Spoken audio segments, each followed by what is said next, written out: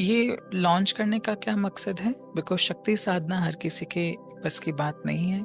उसके लिए भैरव का भाव जरूरी है शक्ति साधना में। तो अगर शक्ति साधना में भाव की कमी हो, इंटेंशन की कमी हो, संस्कार की कमी हो, तो माँ भगवती रुष्ट होकर के बैकफायर भी कर जाती है। श्री विद्या की नहीं कह रही हूँ, बगला मुखी की कह रही हूँ।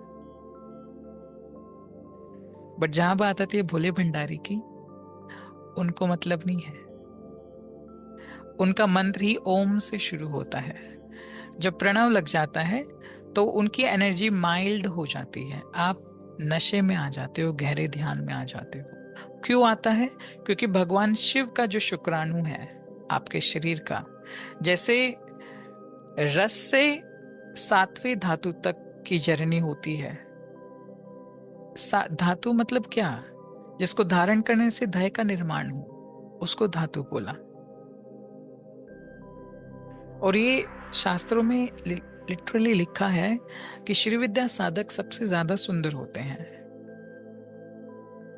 तीनों लोगों को आकर्षित करने वाली शक्ति उनमें होती है। तो दैट इज ऑब्वियस कि उनकी सप्त धातु तो सिद्ध होंगी, तभी किसी भी एज में वो एक जैसे दिखते हैं।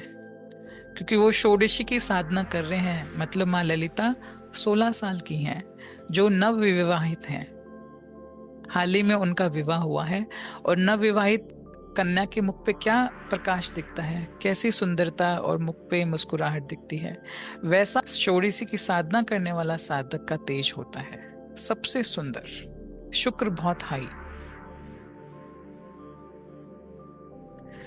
मैंने श्री विद्या अनुग्रह में सबका अभाव दूर किया। दिया तो सबको एक बराबर, पर जो मेहनत कर गया उसको बहुत कुछ मिला। एंड मैं बहुत संतुष्ट हूं उनसे। बट श्री विद्या एक ऐसा लड्डू है जो हर किसी के मुंह नहीं लगता। भगवान शिव का प्रसाद सबके लिए ओपन है।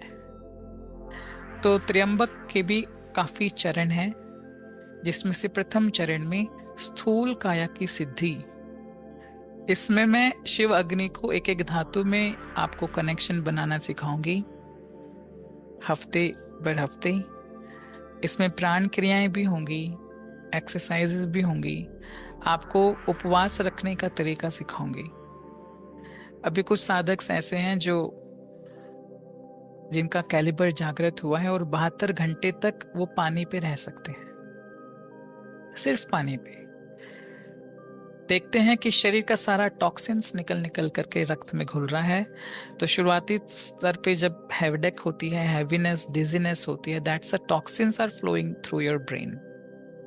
जब वो निकल जाते हैं तब एक एक ऑर्गन की क्लीनिंग शुरू हो जाती है। तो 72 घंटे की फास्टिंग में, वाटर फास्टिंग में, ये तक अचीव हुई। पूरा इम्यून सिस्टम को किक स्टार्ट मिल जाता है।